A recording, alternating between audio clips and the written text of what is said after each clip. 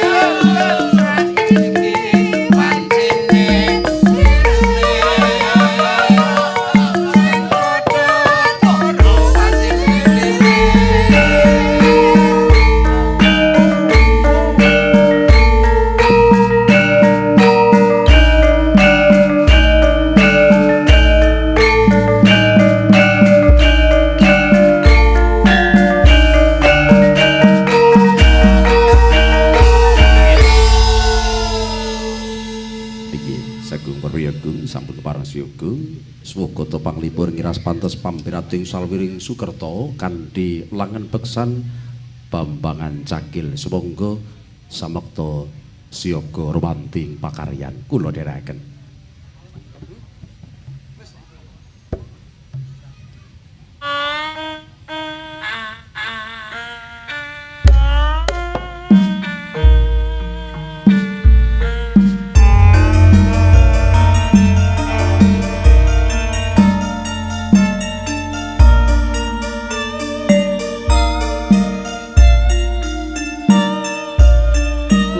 Kota warnane ingkang papan wonten pecerabakan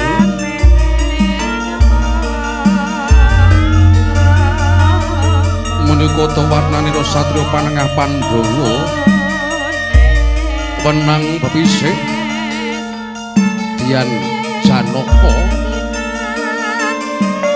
ya Raden Permadi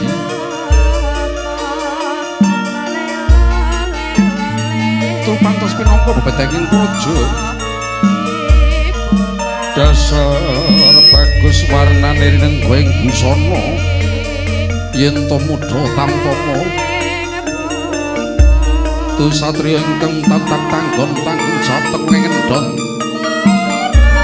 wegek wasis olah kridaning batos rembes sing madu wijiling andana wareh datan tedas tapak palu sisaning Gorinda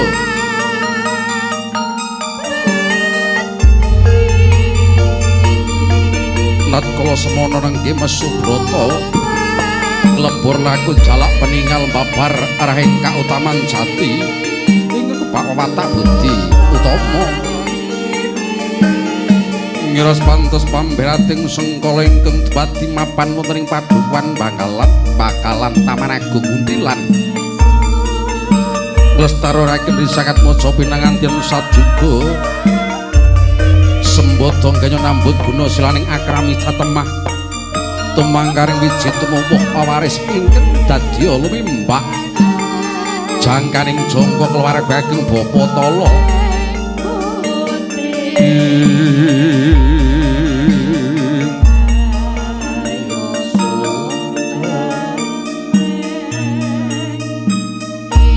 sakala sedhakep saluku juga nutupi babahan Nawa Wiwara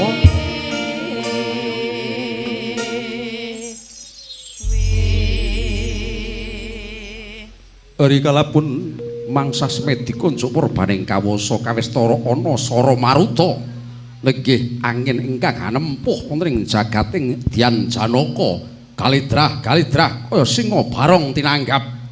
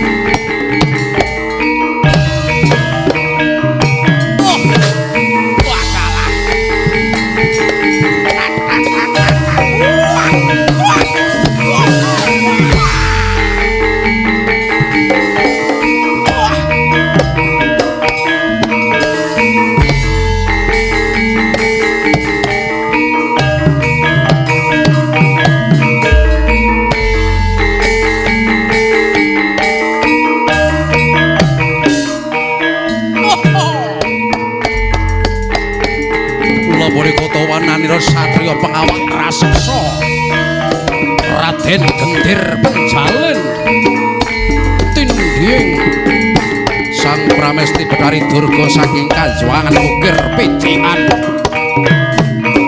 untu pating cengkrangah mripat mencorong kaya mripate singa barong kalidrah panggiri godhong dateng jalma manungsa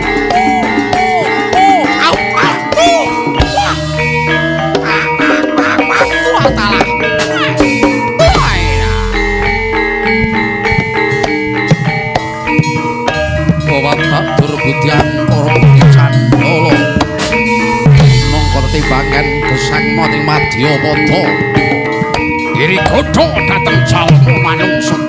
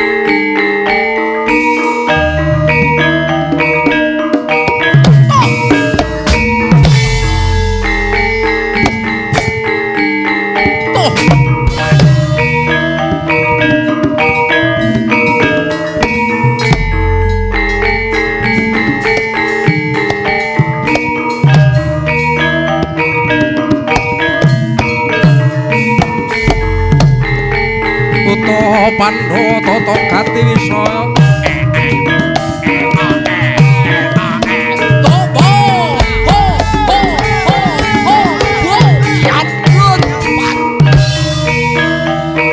Indriaksa Sora Maruta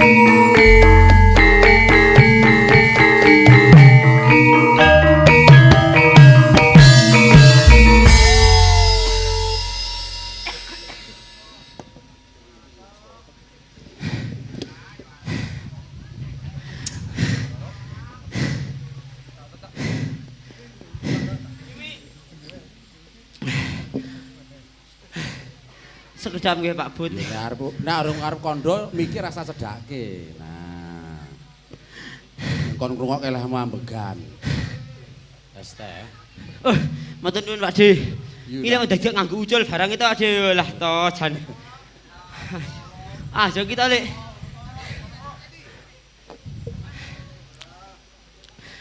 Sekedap nggih Pak De, Mbok De, Lek, Kang Mas, Mbak Yu. Yolah, iki lek wong gopok kabeh kita yolah to. Jan ampun anu lho, ampun bosen lho ngertos kula nggih. Lek padha-padha anu wong gowok iki. Hah? Iki tak sikat rek, kowe iki jan glus rada kinclong saiki. Padake ae. Yusan. Iki sapa ngerti ra? Dadi.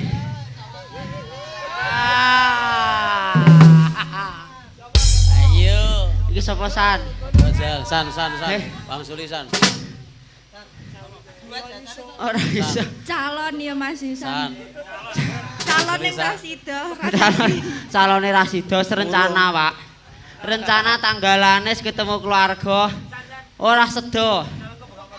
Ora apa-apa, Pak. Gara-gara baju loreng Rasda. Yuk. Pai. Ganteng men. Bu, Pak. Lek, ra ketemu mau to, Lek. Aku ki ra ngerti untunge iki jan ra ngerti nek semantu ki jenengan saestu. Untunge sing aken kok mbok di ngono. Ya Pak Bud ya. Ndak upami. Pokoke matur suwun nggih Pak Bu. Sehat selalu berkah barokah. Mugi-mugi kita sedaya wonten pangayomane Gusti Kang Reku jaga sak isine sak lawase. Dik Fai, Mbak sinten?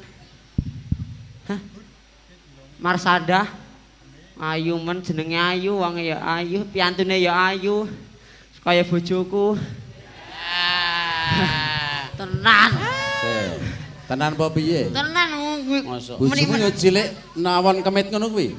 biyen ngene iki, Pak. Ha saiki 95 kilo.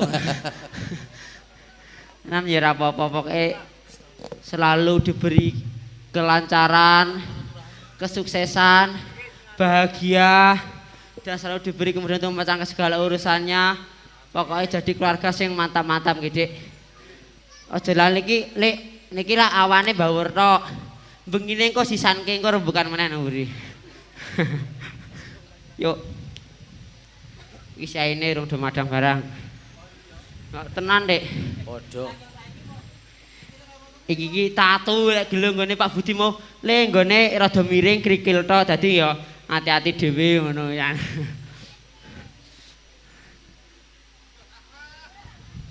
Wangi ya, Dik. Iki anu pasrah Pak Dalang ya. ora. Kowe rene kudu wayangmu wong. Ora to, Pak. Guneman, ora. Kapan kowe bagi aku nek bagian mesti gawean to. Dik, mangke nyun surya nggih. Tak bagekke lan tata carane nggih. Oleh lho, Pak. Ora, wayangmu to. Rong bungkus nggih.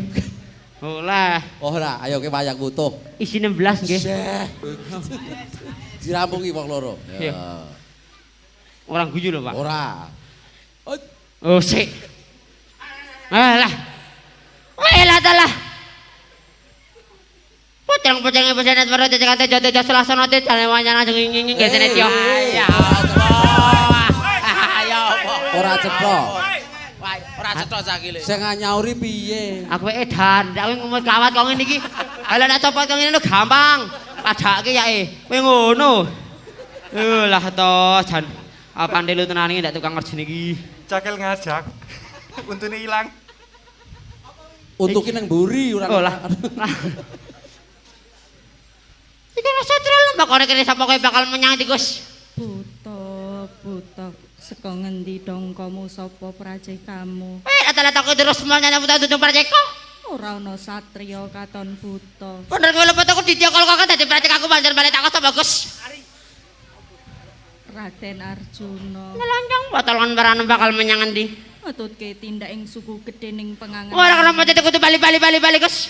Kena ya mbacut, ora kena ya mbacut. Suke kenal pada wani. Apa musik? Sang ora macan. Ora wedi. Sang ora buta. Ora gila. Wis, Pak iki gur kemudodok jatahe jenengan sithik.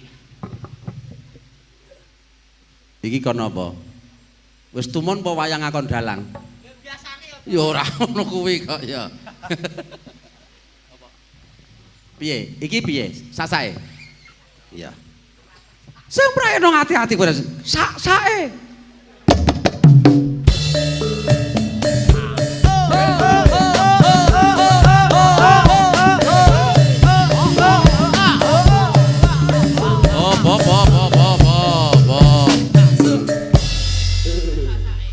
Sing ngomong mau sapa? Tak kandhani. Heeh. Iki saene urung do madang barang sing hari nggawa. Mulah lehmu omong sing cetha jare muni jatahe Pak Dalang, monggo sak-sake. Aku rak ming manut. Anu, kumuda, Pak. Kemuda. Cetha. Ora. Aku urung madang, ora aku kumuda.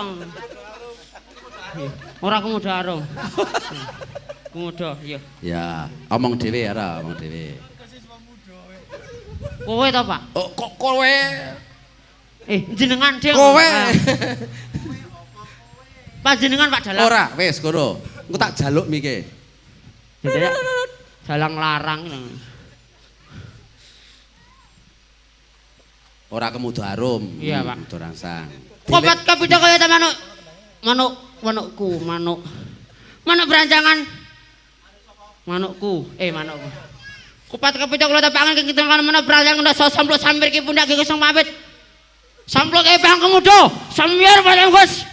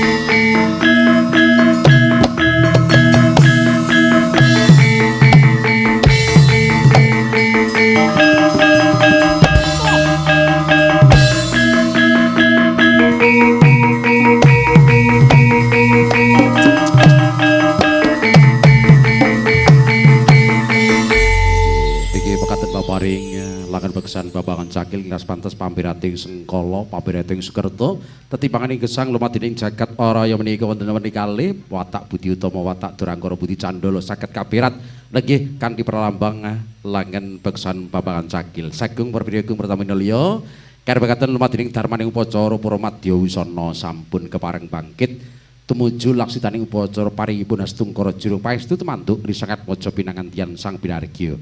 Nggih pratilan pratandha ngiras pantes panutuping upacara dharma nenggih Baparing Hastungkara Panjurung Pandonga kepareng kunjuk katur panjenenganipun Bapak Saiful Fatah ingkang pinijiring dharma pinangka Hastungkara ngiras pantes panutuping upacara dharma ugi samangke rikalipun paripurna handika kepareng Hastungkara kunjuk perparing kawasa tumuli Sang Dia Pertamu kula dherekaken minggah wonten ing pepanggungan Jawat Asta Tematu disakat Mojo Pinangantian ugi kula dherekaken tumuju wonten ing sasana Buga Kembul Bujo Nandramina. Sumangga Bapak Saiful Fatah kula dherekaken daya-daya tumuju wonten ing sasana Pandaya Swara. Nggih. Sagung para tamu kula dherekaken nyepenaken swasana sawetawis mriwa kedangalep berkahipun waosan Hastungkara Panjurung Pandonga sumangga kula dherekaken.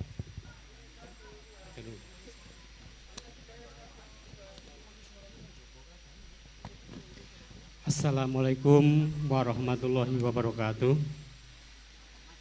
Monggo kita nyuwun dumateng Allah Subhanahu wa taala mugi-mugi putra temanten punika tansah pinaringan atut runtut ayem tentrem bagya mulya ingkang sinedya rahayu ingkang tinemu basuking kaesti dadosna keluarga ingkang sakinah mawaddah warahmah pikantuk ridhonipun Allah Subhanahu wa taala. Ala hadiniyah al-Fatihah. A'udzu billahi minasyaitonir rajim. Bismillahirrahmanirrahim.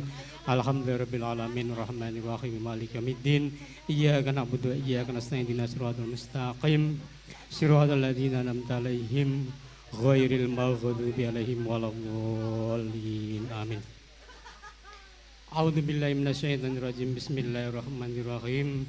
Allahumma shalli wa sallim wa barik ala sayyidina Muhammadin sayyidil awwalin wal akhirin wa sallim radhiyallahu ta'ala an sayyidina sayyidina ajmain hamdan na'imin hamdan syakirin hamdan yuwafi ni'amahu wa yukafi mazidah ya rabbana lakal hamdu kama yanbaghi li jalwajikal karim wa adimi sultanik. Allahumma sholli ala sayyidina Muhammadin sholatan tunjina biha min jamil awali wal afat wa taqdilana biha min jamil hajat wa tutahhiruna biha min jamil syai'at wa tarfa'una biha indaka ala darajat. Barakallahu wa baraka jama' wa bainakum bil khair wa Allahumma ij'al baina hadzal arusi wa yaujihi mawaddata wa rahmah wa barik lahuma wa umrin wa rizqihima wa fikni wa fi walito atika wa tu'ati rasulika warjuhuma waladun solihun yat'ullahuma. Allahumma rajukna wa yaumal afiyata wa salamata wal istiqomah wal barakata wa umurna wa wasadatina wa husnul khatimah.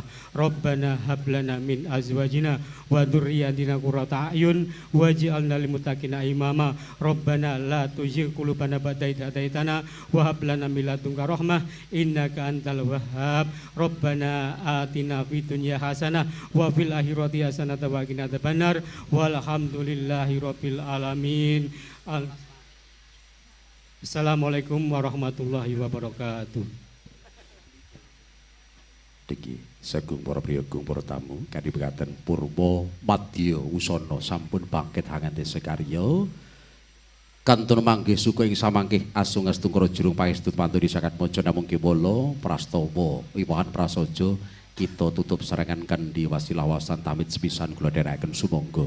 Alhamdulillahirabbil alamin. Kunjuk katur pepundhen sepuh kasepuhan keluarga ageng kadang pisan sutrina saking Gawa Pos sumangga kula dherekaken lingkar saking sasana palenggahan tumuju wonten ing sasana Buga paring sedya Kembul Bujo Nandramina ngedhapi pasugatan kanthi mardiga mbok pilih saperangan wonten ingkang pareng-pareng Hastungkara pangestu kula dherekaken minggah wonten ing sasana Pinajang Adi. Semoga kula dherekaken ugi kaluhuran Santiswara Pujaratna kunjuk katur mardiga borong kadang kula sepuh ayikun Raka Mas Imbi monggo kula harja deke pinangka lepatan Tiago Ksama. Assalamualaikum warahmatullahi wabarakatuh. Diwen. Semoga kadang kula dherekaken sagung para tamu.